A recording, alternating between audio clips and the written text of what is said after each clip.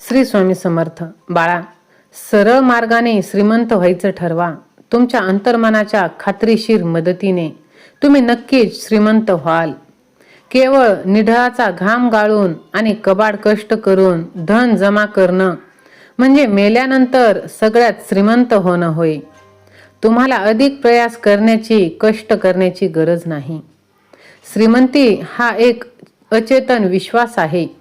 तुमच्या मानसिकतेत संपत्तीची कल्पना साकार करा. होय बाळा, अधिकतर लोकांच्या बाबतीत अडचण ही असते की त्यांच्याजवळ आधाराचं अदृश्य माध्यम नसतं.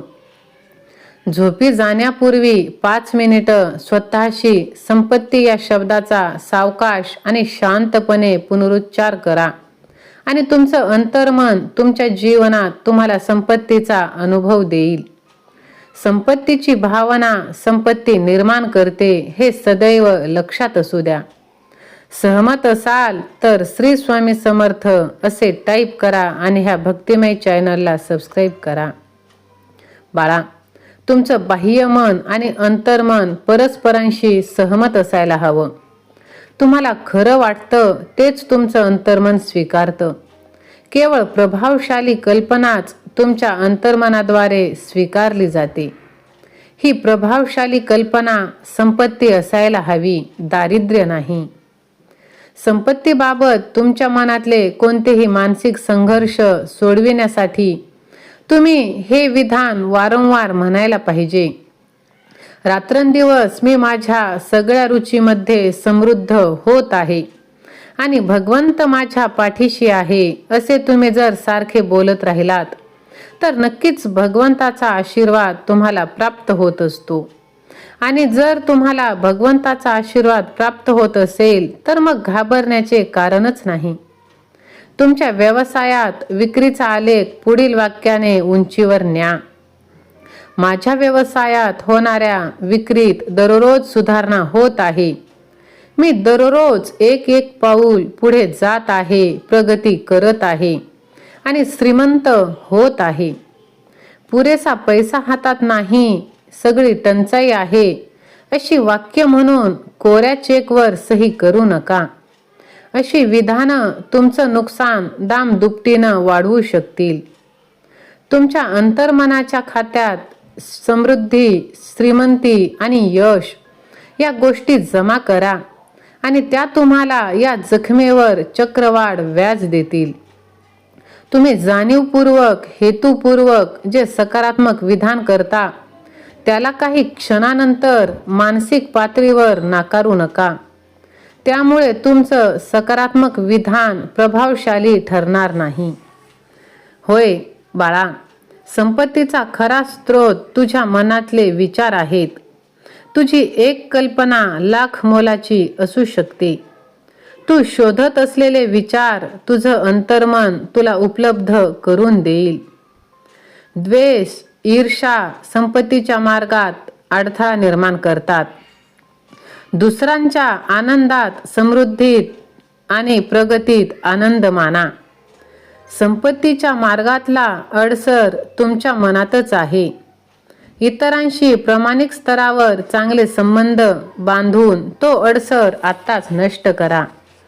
होय बाळा, जेव्हा जेव्हा तुमच्या मनात भीतीचा विचार डोकंवर काढेल तेव्हा तेव्हा तुम्ही भगवंताचे नामस्मरण करा आणि तुमचं मानसिक दडपण आणि अतिरिक्त प्रयास हे भीती आणि काळजी सुचवण्याचे काम करतात. जेव्हा तुमचं मन तणावरहित असतं अशा अवस्थेत तुम्ही एखादा विचार स्वीकारता तेव्हा तुमचं अंतर्मन तो विचार अंमलात आणायच्या मार्गाला लागतं. पारंपरिक पद्धती सोडून स्वतंत्रपणे विचार करा आणि योजना आखा. हे ध्यानात ठेवा की प्रत्येक समस्येचं उत्तर असतंच आणि प्रार्थनेला नेहमीच उत्तर मिळत असतं. दिगंबरा दिगंबरा, श्रीपाद वल्लभ दिगंबरा.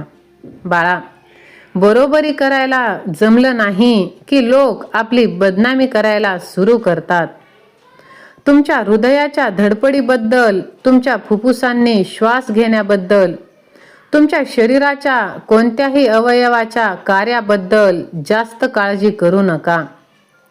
तुमच्या अंतर्मनावर अढळ भरवसा करा आणि हे ठामपणे मान्य करत राहा की सगळं कार्य दैवी योजनेनुसार उत्तमच चाललं आहे. स्वास्थ्याच्या भावनेनं स्वास्थ्य निर्माण होतं, संपत्तीच्या भावनेनं संपत्ती निर्माण होते. तेव्हा सर्वात आधी तुम्ही हे तपासून पहा की तुमची भावना कशी आहे. कल्पना ही तुमची सगळ्यात मोठी ईश्वर दत्त शक्ती आहे.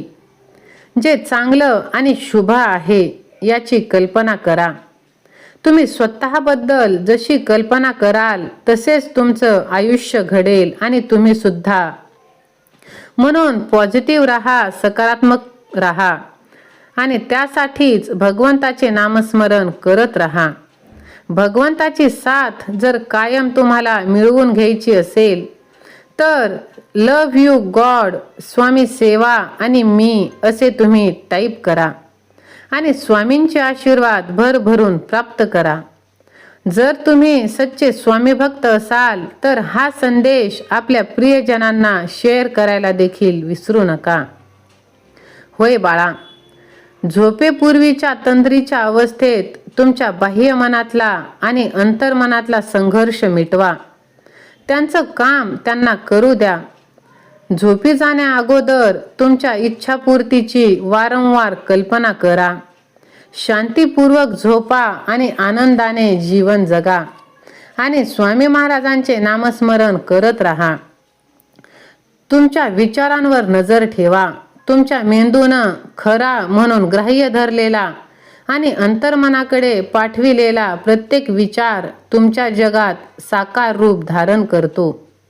तुमचं शरीर प्रत्येक 11 महिन्यांनी नवीन बनत असतं. तुमचे विचार बदलून तुमचं शरीर बदला. स्वस्थ आणि निरोगी राहणं सामान्य आहे, आजारी राहणं अपसामान्य. तुमच्या अंतरंगात सुसंवादाचं तत्व उपजत जन्मजात असतं. द्वेष, भीती, चिंता आणि काळजीचे विचार तुमच्या पेशींना आणि ग्रंथींना इजाग्रस्त करून नष्ट करतात. मानसिक आणि शारीरिक आजार निर्माण करतात. तुम्ही जे चेतन रूपात जाणीवपूर्वक आणि ठामपणे सत्य मानता ते तुमच्या मनात, शरीरात आणि परिस्थितीत साकार होत असतं. चांगुलपणाची कास धरून ठेवा आणि जीवनाच्या आनंदात सहभागी व्हा. दिगंबरा दिगंबरा, श्रीपाद वल्लभ दिगंबरा. स्वामी माऊली तुमच्या सर्व चांगल्या इच्छा पूर्ण करोत हीच स्वामींचरणी मनापासून प्रार्थना. चॅनलवरती नवीन असाल तर व्हिडिओला लाईक करा, चॅनलला सबस्क्राईब करा आणि कमेंट बॉक्समध्ये मी स्वामींचं बाळ आहे टाईप करा. श्री स्वामी समर्थ. धन्यवाद.